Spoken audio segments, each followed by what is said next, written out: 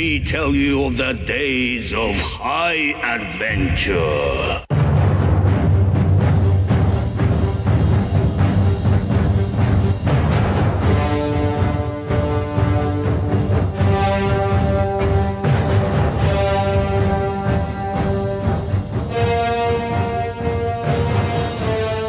Hey, I'm John. And I'm Kevin. And this is 6 Degrees of Schwarzenegger, the podcast where we take a long, hard look at some of our favorite action movies from the era of Arnold. Schwarzenegger is the icon of the genre, and we're taking a deep dive into some of these 80s and 90s cult action movies, breaking them all the way down.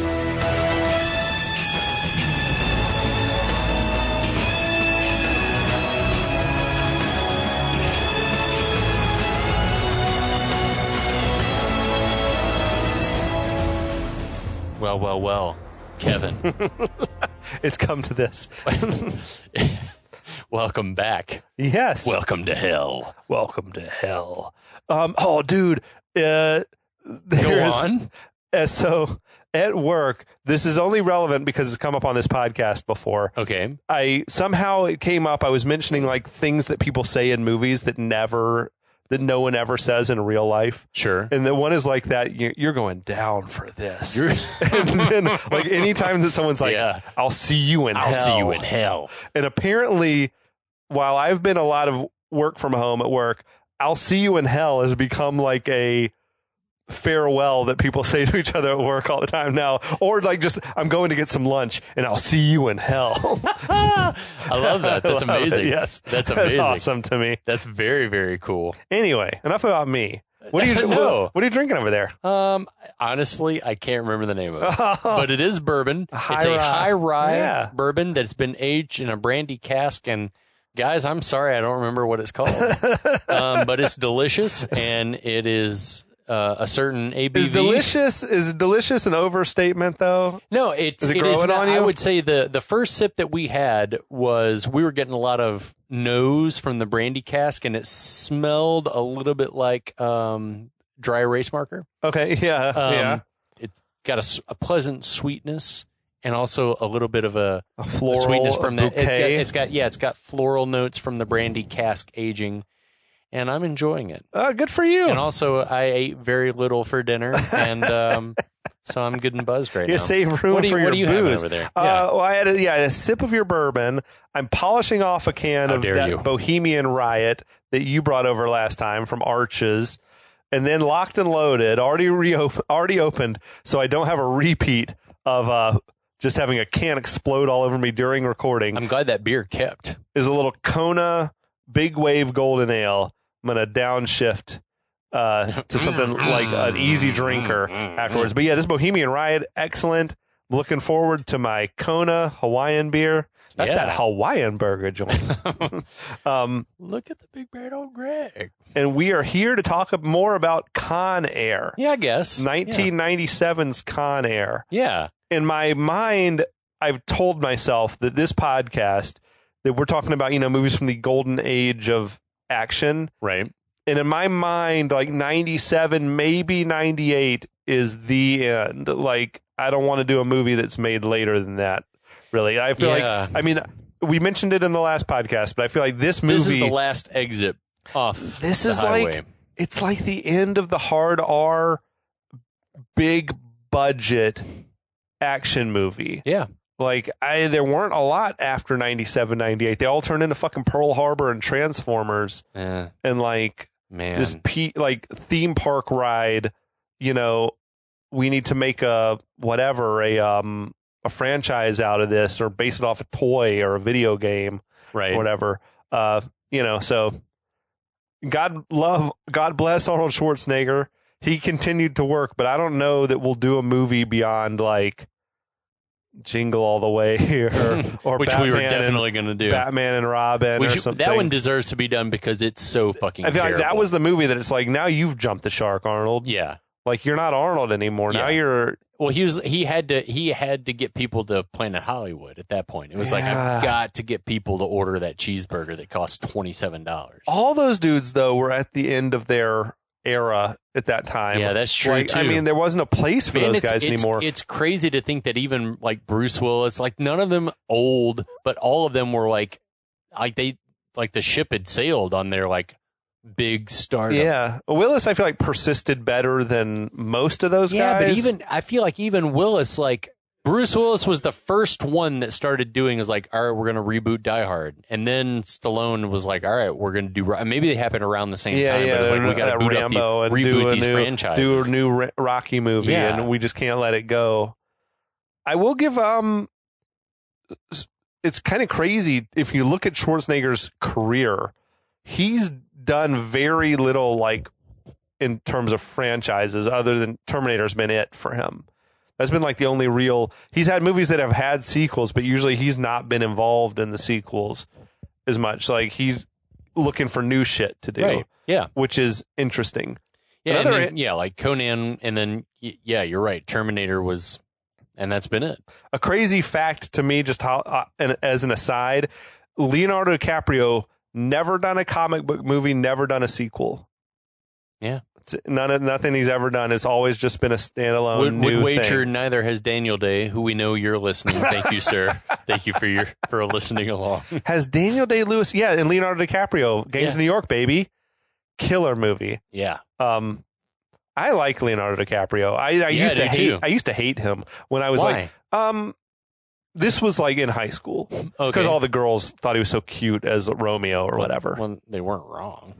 I don't know. I never found him to be like a very handsome guy. Very impishly handsome. He was boyish, right? He would be, if I could go back and be the director / producer of A Midsummer Night's Dream at the time when Leonardo DiCaprio was about like Jack Dawson age, he would be the perfect Puck. Okay.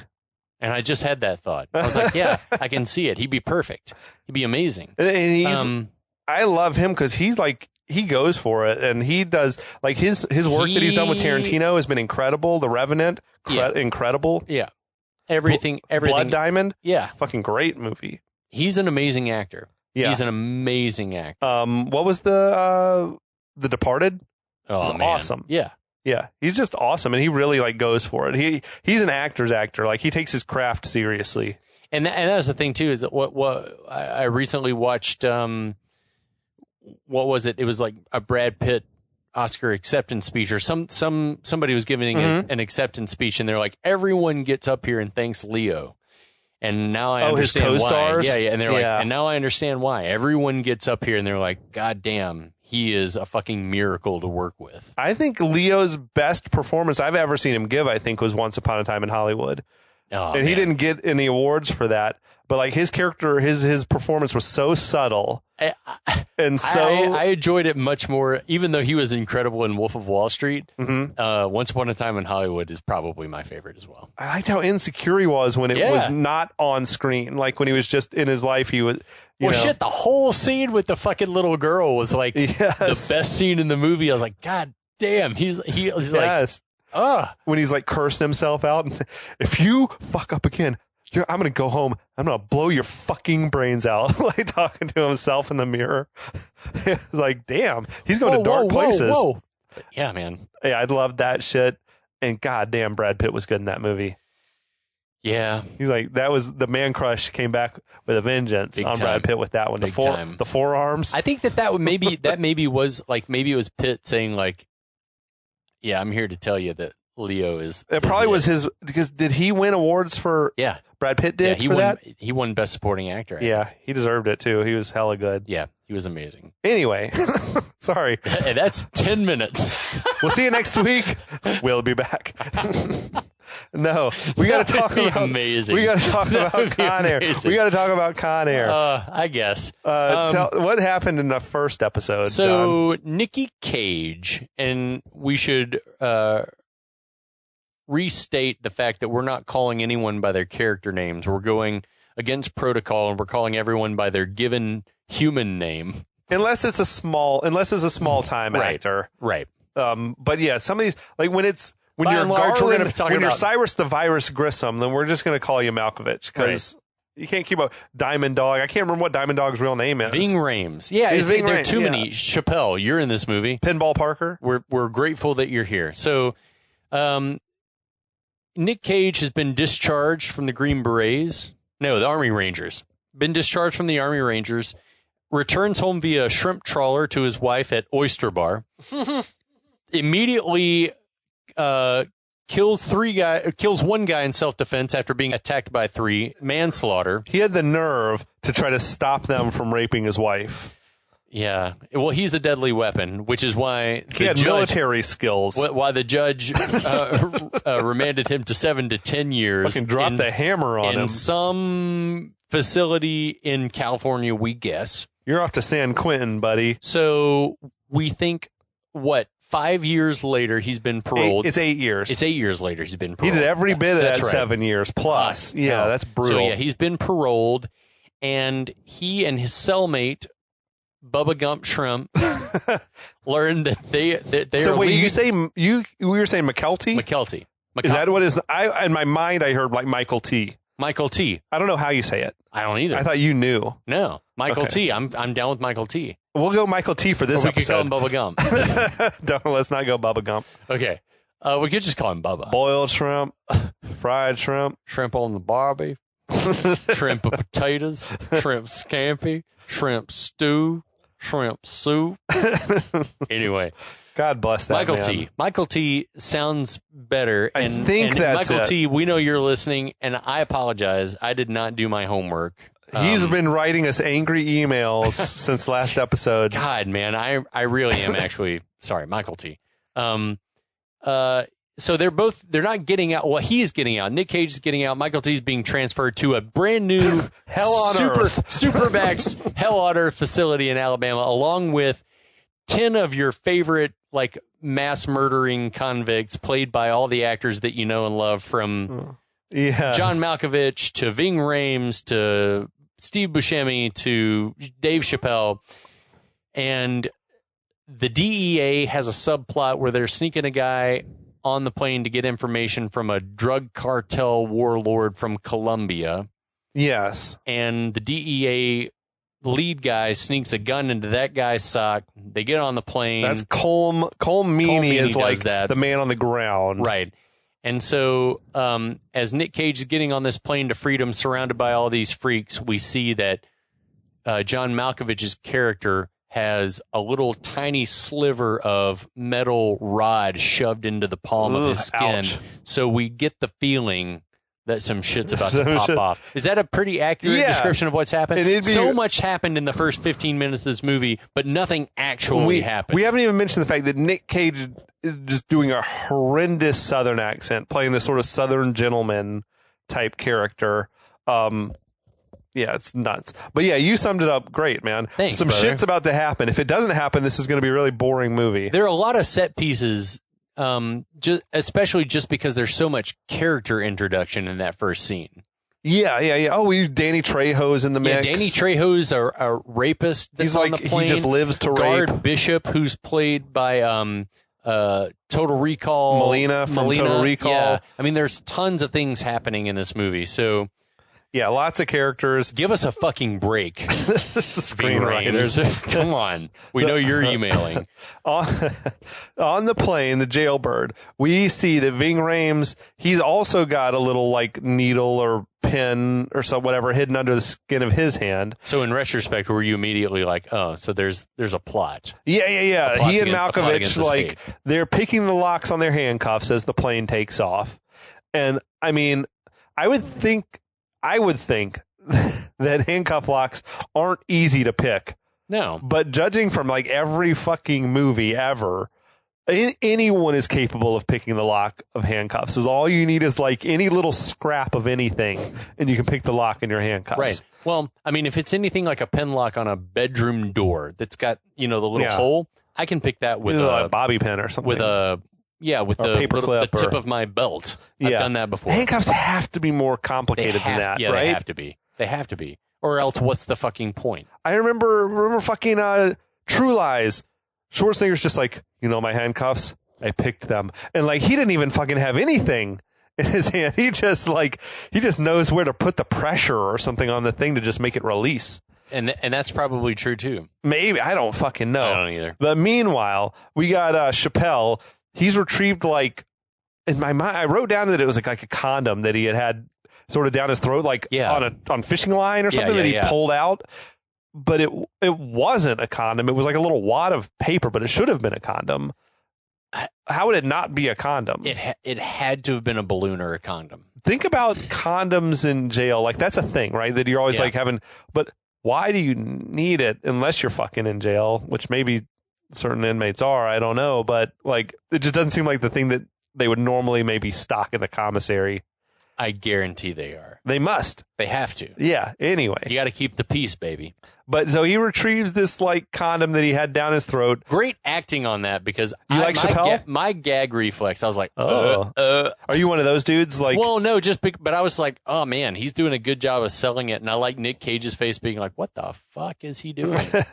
I think there had to also be some link between the fact that he had like super foul breath in the previous thing. Like, I don't know if he did something to give himself bad breath so the guard wouldn't look too closely in his mouth. Great point, because where was the string tied? It must have been either to a tooth. Loose in his mouth or tied to a tooth or tied around his tongue or something. It would have had to have been tied to a tooth or something. Yeah, because there's no way he could swallow without swallowing the string. Exactly. Holy shit. Yeah, that's next level bullshit right there. So he pulls out, whatever it is. It contains a single match and a little like ampule of liquid. As the guard goes to give Michael T his insulin. Mm-hmm. Oh yeah, we forgot. There's a subplot. Michael T's like diabetic, right? And he's already behind on his insulin. He needs it in the next few hours, or it's going to be a problem. Yeah. Sorry. Continue. Malkovich. Makes no never mind. Oh, shit. Malkovich signals to Chappelle to proceed with whatever the plan is. Chappelle squirts that liquid all over this American Indian that he was mocking earlier. That was, he's like, but not before saying, I hope you don't hold a grudge if you make it out okay. Fucking hell. Yeah, he strikes that match and he lights that dude on fire. That's a fucking hate crime at this point, like, because you've already been being racist to him. Shit. So Bishop, the guard, the female guard, she removes Chappelle from his seat as the other guards try to extinguish the flames. The alarms go off. Officially broken loose. On the plane, Chappelle like continuing to spew this racist shit.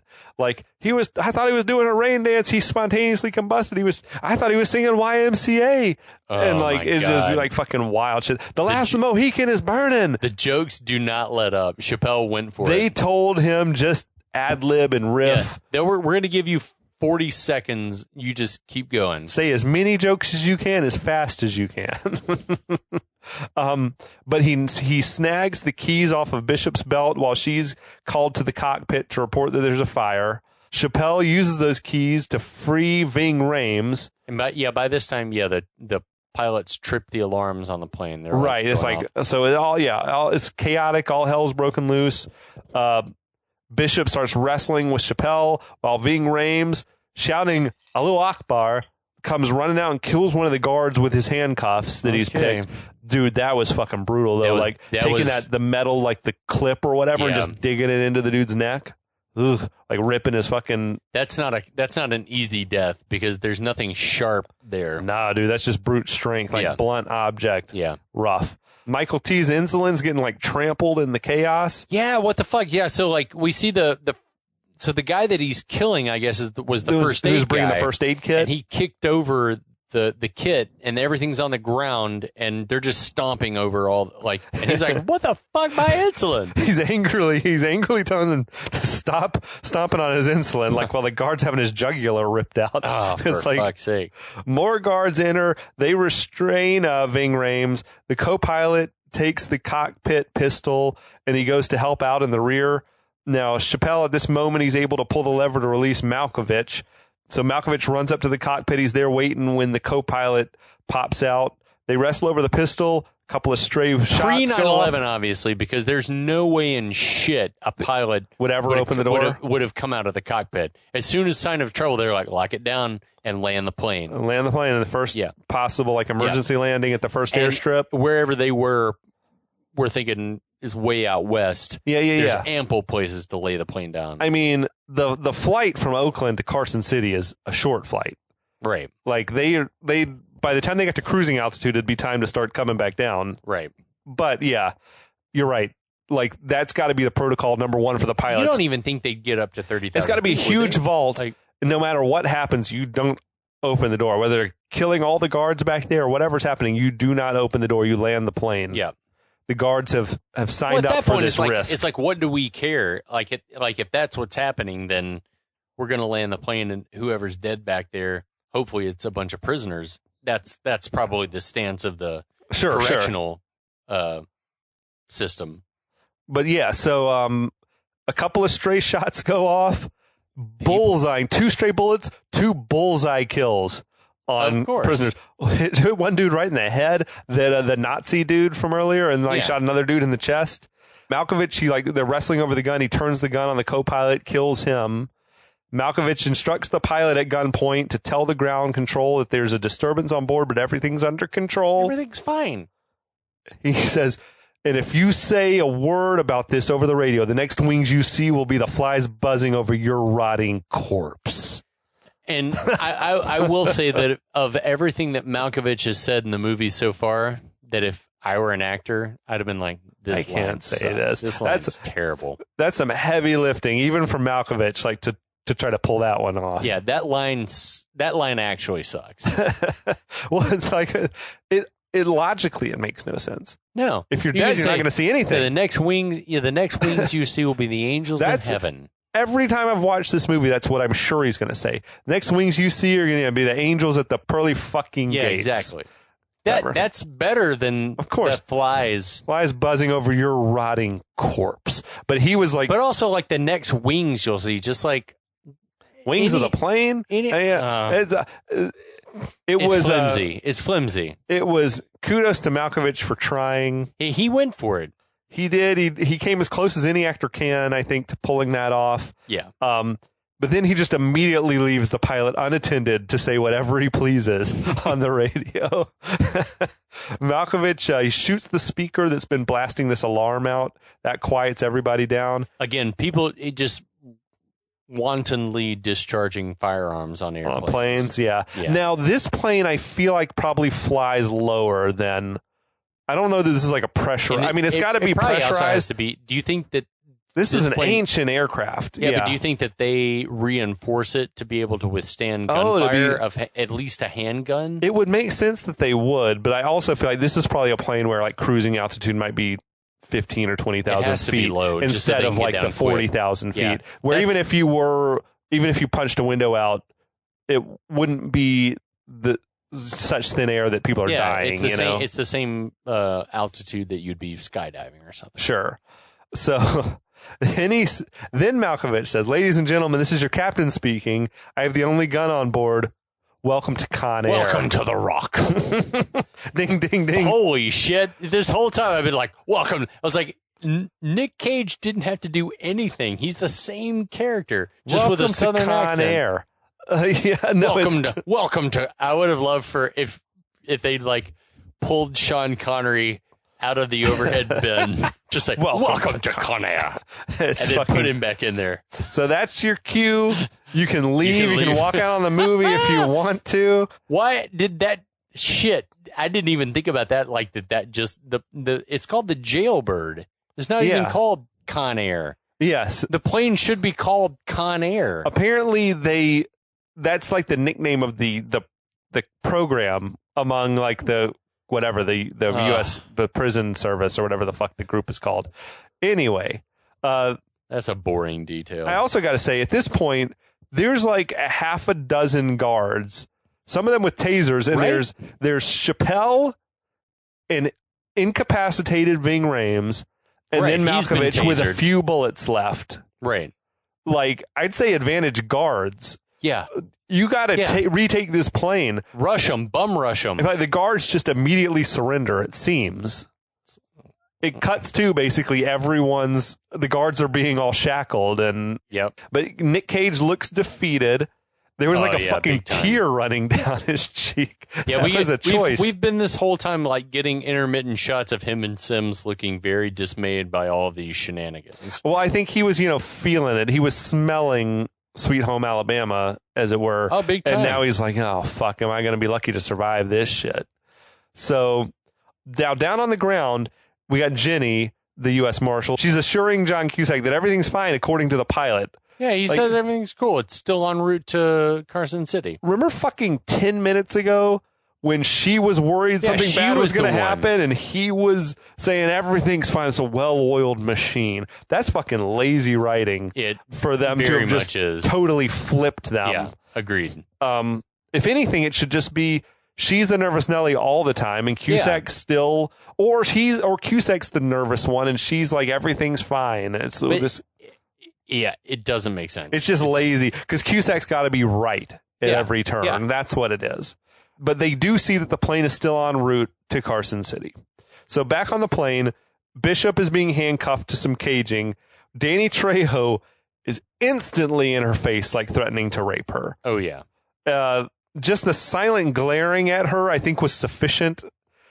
But instead, he's like menacing as fuck in her face, like saying gross shit. Yeah, it's like again, it's lazy writing. Yeah, he tells her he's got a spot on his arm just for her, which we learned in the first episode.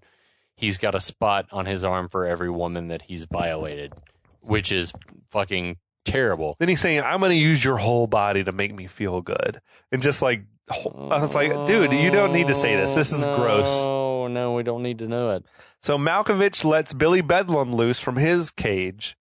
Chappelle's uncuffing all the other like generic random prisoners, including Cage and Michael T. We've agreed that Billy Bedlam's the only guy that we're going to keep calling. Because Billy we don't Bedlam. know. I can't remember that actor's name. Chinland or something like that. Yes. Yeah, bye. We don't care. Billy Bedlam.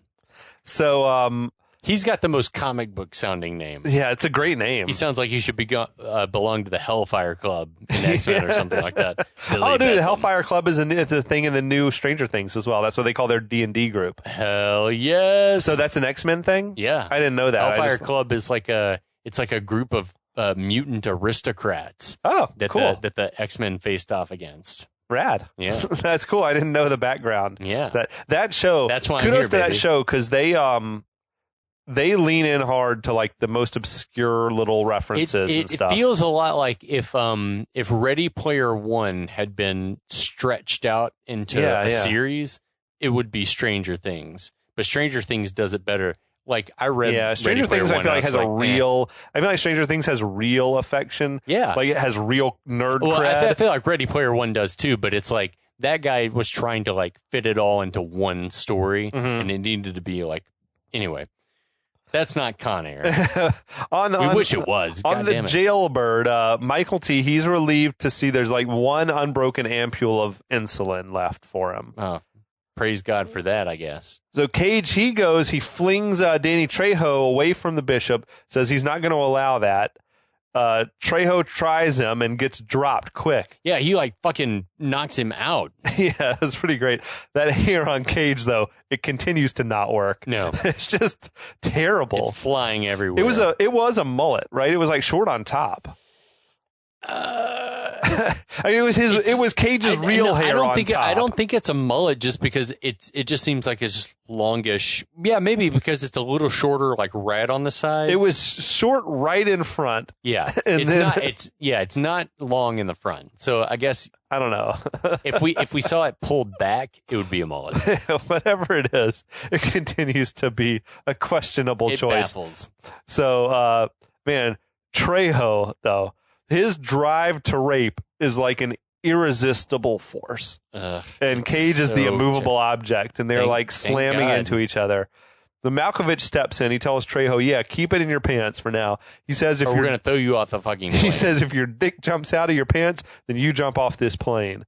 Then he uncuffs Bishop for unknown reasons. Yeah. Malkovich tells the main guard that like tell me what's supposed to happen in Carson City. Right. Guard says we got 6 guys getting off, 10 guys are getting on. Malkovich tells Chappelle, go find me the 6 guys who are getting off. He tells Ving Rhames to have the pilot proceed to Carson City as planned. Billy Bedlam says we'd be crazy to land in Carson City. The law's down there. Right. Rhames leaves the pilot unattended again. Yeah, like what the hell? To explain to everybody what's going on. Pilot has like no shortage of opportunities to tell the ground there's a hijacking going on. If they're not going to hear it, they're not going to hear it. They would have like a a panic word or something that you say to the ground, like something that you don't have to say, we're being hijacked. You just say like canary or some shit. And that's the cue to everyone. There's a problem on board, but I can't talk. Yep. Or whatever. Anyway, pilot There's unattended a lot of is just flimsy writing. Pilot's just going with the flow, man. Ving Rhames, he says, everybody, if we play it cool in Carson City, then the rest of our lives is going to be freedom in a non-extradition country. I'm talking sandy beaches, umbrella drinks, and dirty naked freaks. It's nice work from Ving Rhames. Sounds good. Dirty naked freaks. Dirty naked freaks.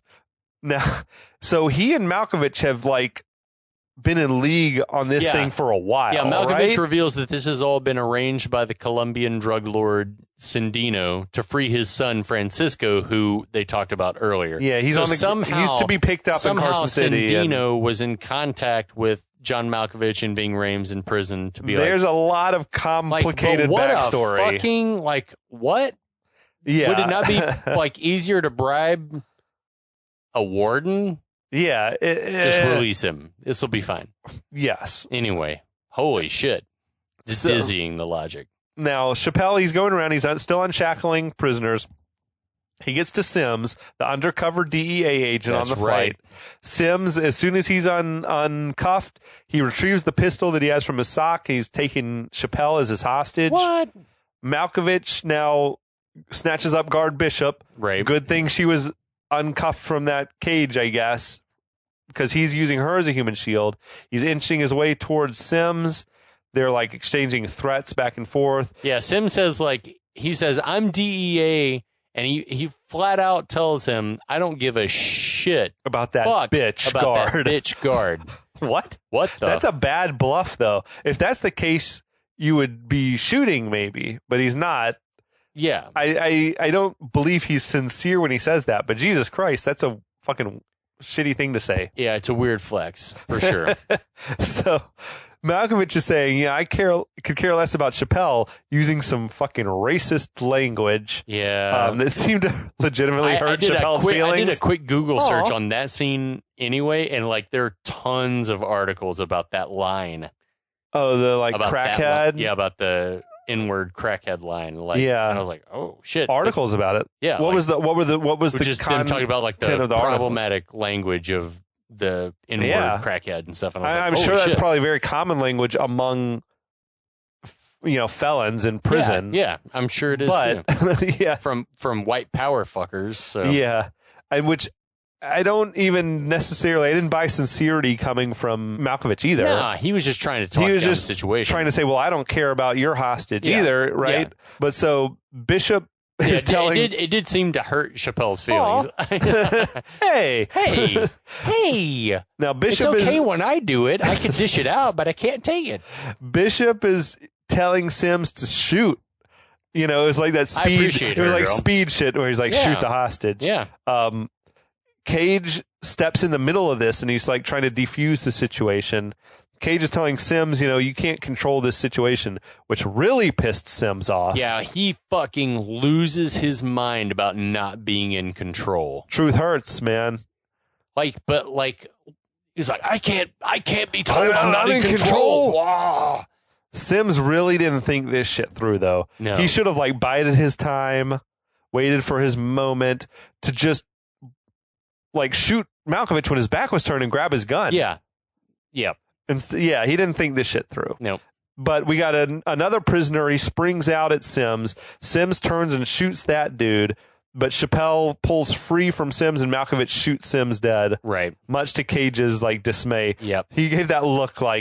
I'm so disappointed in you when he was going. God damn it, Sims. I'm not mad. I'm just disappointed. Yeah. Son, I'm going home, son. I'm going home, son. Oh.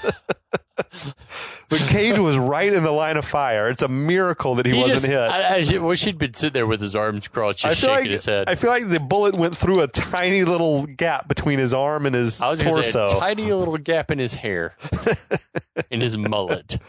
So Chappelle, he picks up the gun that Sims dropped. Malkovich instantly takes a liking to Cage. Good work. I think he liked the Good way that work. Cage like defeated Sims psychologically. But that's the thing is he didn't. He He distracted him.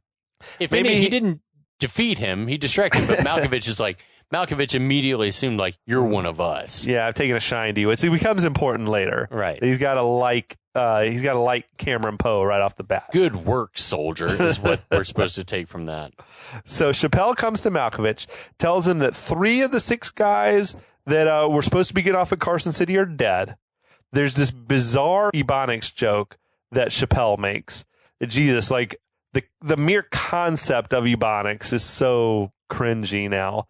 I remember when that was like a thing in the 90s that like scholars were saying this is it's its own language. Which it's fucking slang though. It's just slang. It's not a. Is it its own language? I'm not a linguist, so I can't All answer that question. It's out of favor now. But I do understand. Yeah, it's not something that caught on in the zeitgeist. For sure. So there's a super brief cutaway when he makes that Ebonics joke. We'd be fucked. Of Ving Rhames. He looks up, and it made me wonder if that cut was meant to display that the Ving Rhames character, he's like a militant, right? Like, that's a good point. Like if he was sort of annoyed by the Ebonics joke. Right. Because otherwise it really made no sense for there to be this quickest little insert of Ving Rhames, like looking kind of pissed off. Right. During this whole scene, Trejo is just completely motionless like a fucking human statue in the background. I feel like he's just locked in on Bishop, like with rapey thoughts going through his mind on loop. Chappelle wants to know from Malkovich, did you mean all that racist shit you were saying earlier? Malkovich is like, of course I didn't. Hell yes, I meant it. Then he takes the gun away from Chappelle. He's like, hell yes, I meant it. Good timing from Malkovich, but always. So you're a racist asshole. You're like copping to it. Fucking weird. Malkovich calls out, we need 3 volunteers then to get off the plane in Carson City. We should mention that we need 3. So there needs to be 3 white dudes. Yeah, like Chappelle comes to tell Malkovich that 3 of the 6 guys that are supposed to get off the plane are dead. He's like, yeah, this dude, and this dude. Fucking astronomical odds. Right, that they're all that white. The only prisoners that have gotten killed so far are the 3 white guys who are meant to get off in Carson City. Interesting. That is fucking long odds, my friend. Yeah. But yeah, Michael T is telling Cage, man, we should volunteer. You know, he's like, I got my insulin, but all the syringes were broken. So if I don't get my shot in a couple hours, I'm going to be dead anyway. They kept Michael T real sweaty all the time, which is that meant to be like a symptom of? I think it's supposed to be like the ketoacidosis. Is that what I don't know. I've heard of that. Is that like a diabetic thing? It's basically where your body is just like, all right, fuck it, and you shut down. And yeah, he starts becoming more and more sluggish as the movie unfolds here. The people that I've talked to that have experienced it, it's like, you know, it's super sweaty, and they like can't communicate. They're like out of their head. Shit. It's just like everything is fucked up. So he's like on the verge of that, maybe. Now, Cage is reluctant to leave the female guard Bishop there without protection. Bishop says she can take care of herself, so they volunteer to get off. Very noble of her, because this ain't going to end well for her if she's on her own. She's like, it's big time. It's not going to be good for any of the guards once they're off the ground, I feel like, in Carson City. Right. You know what I mean? But so Malkovich, when he sees Michael T, he's like, no, you're not getting off the plane. We need 3 white guys. Basically, I would say I bet at least one of the black dudes who was supposed to get off would be willing to trade places and stay on. Don't you think?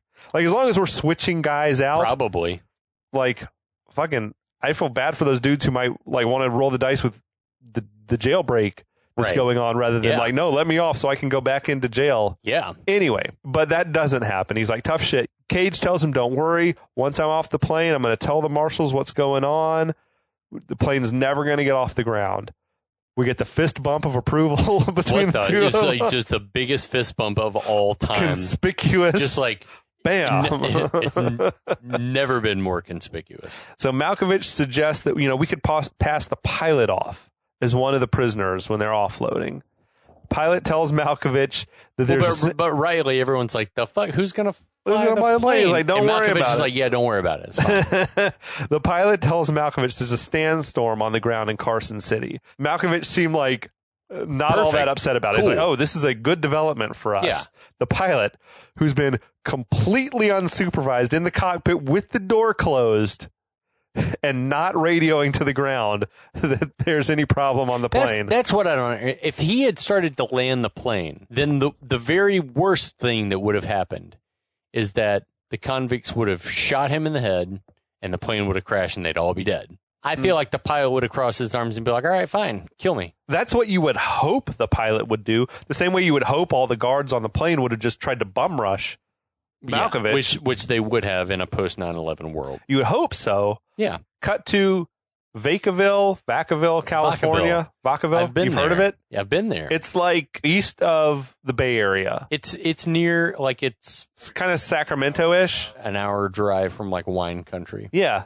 It's sort of, it's as it's seen in the movie. It's like a barren sort of area. There's suburbs-ish, but it's like, man, they're evacuating all the time due to wildfires. Oh, yeah. All the time. I think it's like, you don't have to get far from the coastline of California for it to become the desert. Everything is wildfire area. Yeah.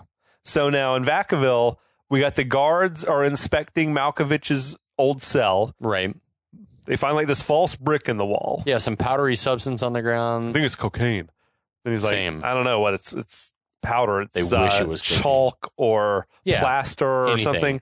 Where the hell did he get the materials to make a false brick?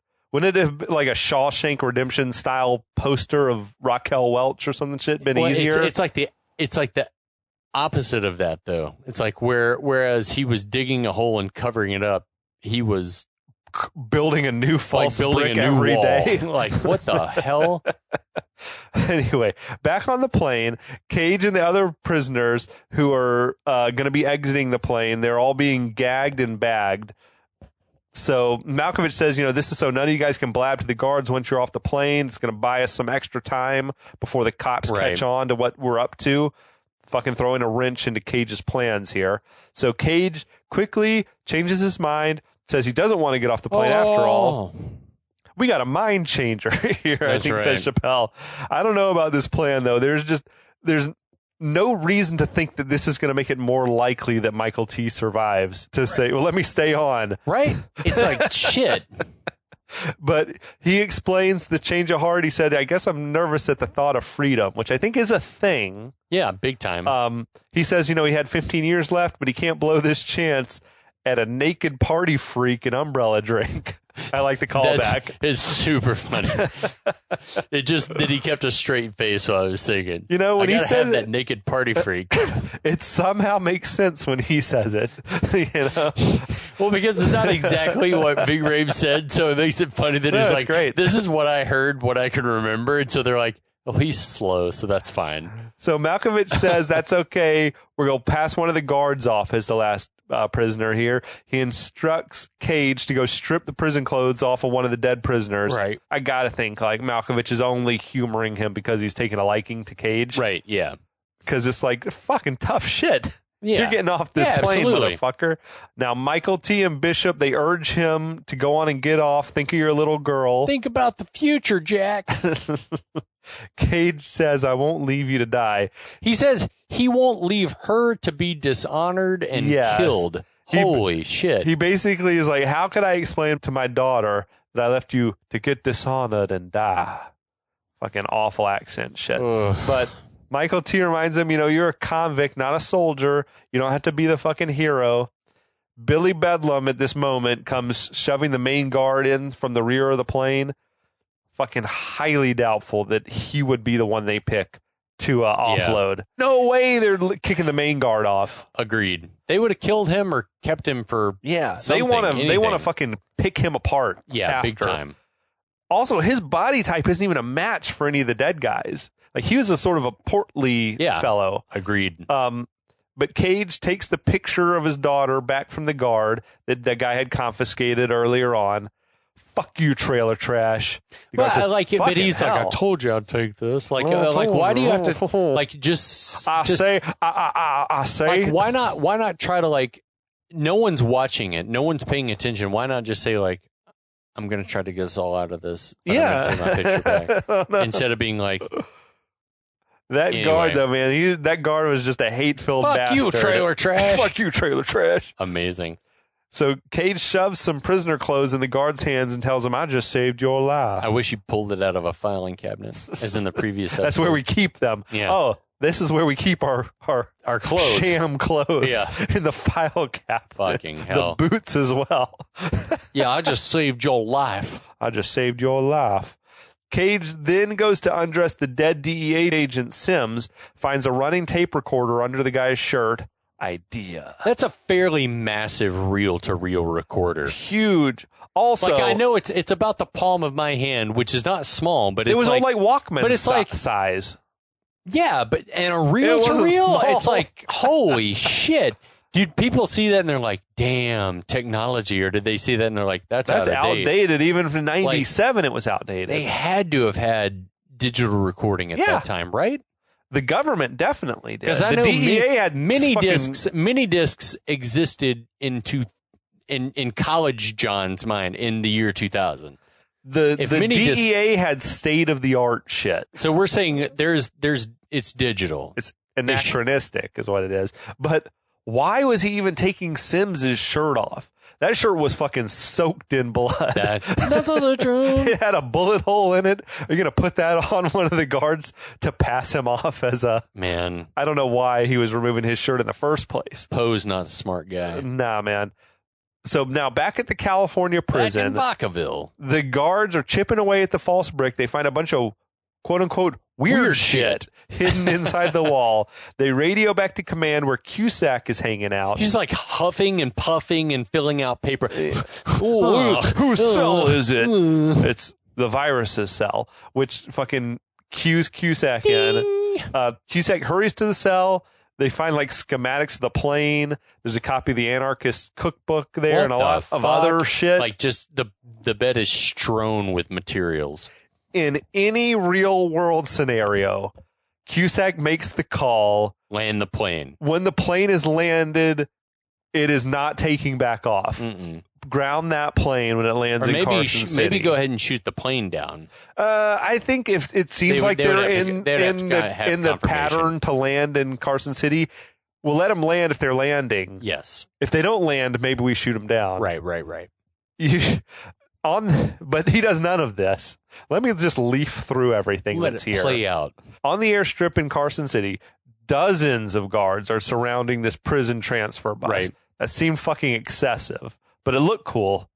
The music, this is the moment where like there was that electric guitar score that I'm like, this sounds like some music from Bad Boys or Speed or whatever. Right. The jailbird lands, taxis over to the bus. The real guards start moving the real prisoners off the bus. The sham guards, including Francisco Cindino, who we've seen the mugshot for. Now, meanwhile, the sham guards, they start moving the sham prisoners off the plane. Right. Cage grabs the main guard. He stuffs the tape recorder inside of his shirt, and he called him a shit-eating peck of wood. He was just, dude, it was some foghorn leghorn shit. I say. It's terrible. Come on now, son. It's terrible. In the chaos of the sandstorm, Malkovich like easily pulls off his deception. Right. What was the plan if there wasn't a sandstorm going on? Were they going to have, there was no excuse to wear the goggles and hoods to sort of like disguise themselves? Yeah, I guess I don't know what was going to happen. Yeah, and it like just the numbers like just so happened to pan out the way that it did. It's like, would it not have made more sense to stage your big break after the Carson City landing went according to plan, with the real guards and everything happening as it should? That's when you make your move. I don't like, but that's the thing too, is like, what were they going to do when they eventually got to their destination? Like, where were they going to fly to? Like, they were flying to the middle of nowhere, right? Is where they end up heading. That was the plan, right? To land and meet another plane why there. Wouldn't they just have diverted to Mexico? Diverted the plane and like landed somewhere else? Who? The bad guys. Like, why wouldn't they just have gone ahead and landed the plane somewhere else and just said we're free now? Yeah, and just go. I feel like they're like, once we can get outside of the U.S., then we'll not have to be on the run. Right. But I don't know. But they keep saying like non-extradition nation. Like, what non-extradition nation are you going to? I feel like the drug lord in Colombia's made a deal. Yeah. I guess there's parts of plans that we he's don't. bribed everyone that needs bribing. That's the thing, is there are parts of plans that we don't know about. Yes. They're plans on plans. We just have to, because I'm just like, fucking land the plane in the desert and make sure that there are cars like outside Reno or wherever the fuck. Yeah. Like, it didn't need to be this complicated. And then like bind and gag everyone, like get them to tell everyone you're fine and then get in cars and go. But I guess it's like the nation's big, satellites, yada, yada. I don't know. This I'm plan not a convict. the plan could have been so much less complicated, though. You keep everything the same, except you do it after Sandino is on the plane.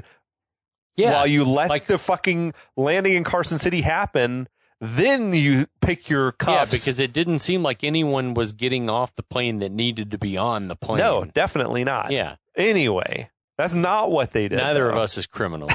Maybe we should be. As it is, though, I would still expect for one of the marshals in charge, like on the ground, to recognize the famous criminal Cyrus the Virus, even with the goggles on. Like, or just to be like, you're not the main guard that we're expecting to see. You are not LaBeef. Awesome. Oh, my God.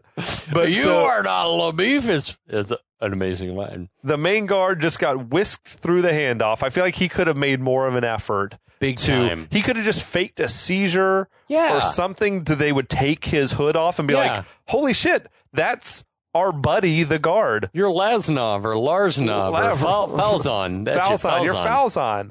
But that didn't happen either. So as some of the new prisoners are being brought on board, they seem like some of them seem aware of what's going on. The Sandino guy and the new pilot Swamp Thing. Amazing name. We love Swamp Thing. Yeah.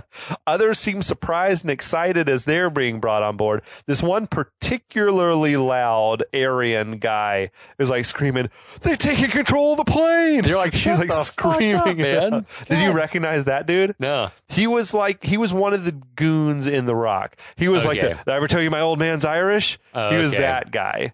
I was like, that dude's familiar. And I looked him up and I was like, oh yeah, he's in The Rock, which makes sense. Nice. He was probably part of. It's the same movie. He was part of Bruckheimer's stable of goons. Different. Yeah. Also coming on board was this like very effeminate character named Sally Can't Dance, played by Renoli, the singularly named on the credits Renoli. Timok Vanity. Yeah.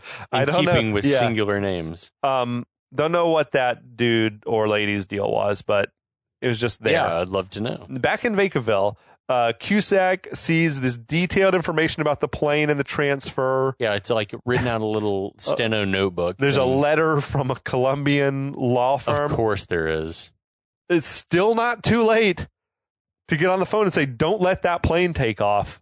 Keep that plane on the ground in Carson City. Nah, we're not going to do that. He's going to try to solve this fucking mystery. Oh my God, it takes forever too. But obviously this took like a lot of planning to get your hands on all this shit that Malkovich had. Like, I'm just wondering, did that drug lord know months ago that Malkovich would be on the same flight as his son? Had to have. How? Or had probably feeding money into the criminal justice system. Maybe he's getting information bribing people. From people. Yeah. I guess so. Back on the plane though, one of the newly arrived prisoner, Swamp Thing. He's been played by MC Gainey. God, he's so good and everything. Like, he's like got 200 credits or something in his career. Yeah, he's super recognizable. I recognize him as being in Beer Fest. He was like the priest who was playing quarters or whatever with the guys at the funeral. I'm pretty sure he was in Lost, too. Yeah, he's like been in so much shit. You'll know him as soon as you see him. He's awesome. For sure. So and apparently he's on record as saying like Swamp Thing was his favorite character that he ever played, which is amazing. And he doesn't do that much in this. But this is a guy who's, I guess, only ever played small parts, kind of. But he's always great at it. Yep. But so, he enters the cockpit. He goes to work disconnecting the transponder. Dude's got a great fucking knowledge of the inner workings of a C-123, apparently. I love this. Like, Chappelle comes in and tells him, it's amazing the shit you white trash know. And Swamp Thing's like, that's right. Yeah, that's right. I could not agree more. He says, you the Swamp Thing? That's right. You flying the plane? That's right. It's amazing the shit you white trash know. That's right. It's awesome. It's an amazing exchange. I feel like Swamp Thing is maybe like a Vietnam vet or something. He flew these planes back in his heyday or some shit. For sure. Got the same vibe. So yeah, we'll accept that, and we're gonna leave it at that. Say no, question no more. Say about no more. how he knows about how to disconnect the Say no transponder more, say and everything. No more. Yeah, he unhooks that transponder. He's got it running off battery power now. Gives it to Chappelle, who takes it through a hatch in the bottom of the plane. All those dozens of guards, nobody noticed someone popping out the bottom of the plane and running off. Out of the landing gear. Right. Chappelle, he's disguised as a guard, like in the guard uniform. Right. Sneaks off the plane. He's going to stash the transponder. He bizarrely thinks it's a good idea to steal a lunchbox out of a vehicle. I don't know if that was a law enforcement vehicle or what that Why was. Why not hide it in that vehicle and just leave? I think, yeah. And Anything. just go. Just get back on the plane. Instead. He sneaks into a nearby hangar on the airstrip. He goes to hide it inside of Bob's sightseeing tours plane. Uncle Bob's. Uncle Bob, huh? What was that from? Shit, I don't know. You Uncle Bob, huh? It's it shit. Was with it was fucking Terminator 2. Okay. Young John Connor and Schwarzenegger when they're in the middle of nowhere out in the desert. He's like, "This is Uncle Bob." Uncle Bob, huh? Anyway, man, that's amazing. This is Uncle Bob's sightseeing plane rides or whatever. This woman appears. I don't know if she's airstrip security or someone who works for the tour company or what, but she catches him in the act, asks him what you're doing here. He starts like spitting some game to her. She's like, "You work for a prison or something?" Yeah, the Department of Corrections. That was caught me slipping. Chappelle, just to think that he was like improving everything is funny to me. Yep. Now, a heavily armored van pulls up as the guy in charge in Carson City is telling Malkovich, "We got a late addition. It's Steve Buscemi as Garland Green, the Marietta Mangler," which I desperately hope that that's Marietta, Georgia. Me too. I thought the same thing. I was like, my birthplace. But they've got him like sort of trussed up in this Hannibal Lecter type. Yeah, it takes two guards Is it to more open. elaborate than how they had Hannibal Lecter? It takes two guys to open the door with nuclear keys. Yeah, and then he's like bolted to like a thing that like propels him out on hydraulics he's on out a of the chair van. that's like on rails It's or something. crazy. It's sort of the way they kept fucking Blofeld imprisoned in James Bond or something. He's got like a mask on, so his mouth, he can't bite anyone. He's got his hands are like restrained, like a sort of a more extreme straitjacket sort of a thing. You gotta love all this shit. They've got these like long poles that they hook on him so no one gets that close to him. Like a dog. I love Trejo's like, "What the fuck is that?" Yeah. All the inmates are losing their mind. They're in awe, and they're like, and then Cage and Michael T, like less awed but more distressed, are like, "Christ in a cartoon." Christ in a cartoon. Even the prisoners are nervous, around him. Fucking when they're bringing him on, Trejo, who's like escorting him, holding one of the poles, like turns and just loudly says, "Shit, that's Garland Green, man." It's like, that's a weird thing to say. But Michael T tells us that Buscemi is like butchered 30 plus people up and down the eastern seaboard. Yeah, he makes the Manson family look like the Partridge family. Who the fuck uses the expression seaboard? That's like, I feel like that's only on news anchors on TV shows and movies talk about the eastern seaboard. It's very seldom nowadays. Yeah. Anyway, back at Vacaville, Cusack is trying to piece together what's going on. It's still not. It is still not too late to make the call and tell them to not let that. He has been in there for 15 minutes playing games. Obviously, there's something going on. He had something planned with the plane. Yep. Call right now, solve the mystery later, but for now, keep that plane on the ground. Maybe Malkovich knew that Larkin. He can't resist a puzzle. He loves fucking puzzles, man.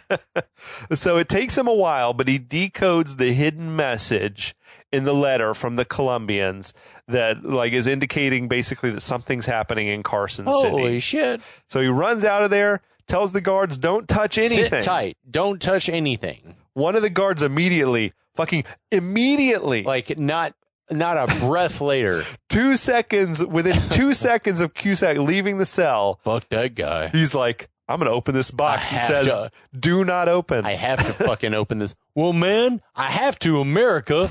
rugged individualism. There's a huge explosion, kills all 3 of the guards in the cell. Cusack was nearly hit by the flying cell door. Right. And there's this hunk of shrapnel stuck in the wall that I swear was just a fucking lawnmower blade. That would have been awesome. I don't know where that came from, the props department. So Malkovich and the other prisoners, they're watching as the prison convoy drives off. Right? They're home free. Right. On the prison bus, several of the masked and gagged men are struggling loudly. One of the guards comes into the area where they are, fucking just clubs a dude in the chest. Right. Fucking loved that for a split second. It seemed like he was actually concerned. He's like, no, he just came in to fucking brutalize the prisoners a little bit. Fuck this for guy. no reason. Yep. This is trash. Anyway, it was apparently the main guard because the tape recorder falls out of the guy's shirt. Right. It gets the attention of the guard. Oh. And you're going to have to explain to me what happens next because they look on anxiously, Cage and Malkovich, as the bus pulls over. Yeah, and then inexplicably just drives on. Yeah, so what the fuck is happening? I think happens is that the guard maybe calls for the bus to stop that bus. And then he realizes, shit, this is going to be suspicious. He's like, no, keep going. Okay. That's the only thing that I can think. He's like, stop. And then he's like, shit, they're going to He's like, no, keep driving. Because in my mind, it's like they pulled over because they thought something's wrong. Yet they decide, you know what? Let's just fucking drive on. Yeah. Fuck it. I want to go home. I think that's exactly that's the vibe they were going for. But yeah, on the bus, the guard in charge, he's like radioing to his boss, I guess. They've got something going on here. Let's call the marshals. Yeah. At the same time, I guess the call has come in from Cusack that something's going on. Right. Because we got cars are zooming towards the tarmac. Exactly. They radio to the one U.S. Marshal that was there that, there's an escape in progress. You got to try to stall these guys. Fuck. He's like, man, I thought that my day was done. This was probably his last day before retirement. No, he was a young dude. He was a young guy. Probably the last day before his son was born or some shit. He's got the pregnant wife at home. Yeah. But yeah, he's like... He hoods up, he puts his goggles on, he cocks his gun to make sure it's loaded, gets back out of the car in the middle of the dust storm, performing his duty. He's like, I'm the last bastion. Yeah. Motherfucker. He was doing his shit. I felt so bad for that guy. He walks up to Malkovich. Basically, he's trying to chat him up a little bit. Malkovich sees all the cars and everything like that coming towards the runway. He realizes that the jig is up, shoots the dude dead. And then it was either Ving Rhames or Billy Bedlam who was stoked, was doing a little dancing a jig in the background at the murder. So they run back on the plane. They yell to Swamp Thing, we got to go now. Yep. So the plane lurches to life. There was a dude, I guess, refueling the plane up on the wing. He falls off. Chappelle, who was still in the hangar chatting up that woman, he hears the plane run and he's like, oh shit, does that sound like an engine going? I gotta go. He runs out of there. The tower radios to the plane, you're not cleared for takeoff. Swamp Thing is like, hey, nobody on this aircraft gives a flying fuck. Get it? Flying fuck? Thank you. I'm here all week. It's fucking good stuff, Swamp Thing. Nice. So Chappelle, he's running alongside the plane, hauling ass, just banging on the side of the plane, let me on. He gets the attention of that American Indian prisoner from before, the one he fucking lit on fire. The one he lit on fire. He's like, hey, man. I think he was even calling him hey, Cochise. Yeah. Let me on. Let me back on, dude's man. laughing at him. He's laughing at him. Chappelle gives that dude the finger and then falls down. Jailbird takes off. Most of the prisoners are celebrating, but Cage and Michael T aren't happy with this turn of events. Why? I don't know. We're going to have to wait. Oh, no. Out. Is that the end? Is that the end? Is that all there is? But yeah. Holy shit. Man, this movie's wild. This movie packs a lot in a very short time period. They keep it moving, man. They don't give you long enough to think about it. That's what we're here doing, the heavy lifting. That's right. The thinking about it. It's the things you've never thought about. Or maybe you have. Maybe you have. It depends on how much you've drank or smoked before you watched it. Absolutely. Most likely. But I'm loving it. Oh, man. It's a lot of fun. This movie's a lot of fun. It continues. The unhinged nature of the movie definitely continues. Oh, and it ramps up bit by bit because Buscemi hasn't even talked yet. Yes. We have a whole new character to introduce. The guy that everyone, the craziest of the crazies, are all scared of this guy. Oh, man. I can't wait. But that's going to have to wait. Oh, You're going to have to. We're all going to have to. We are. Yep. We have no choice. So until next week, we'll be back.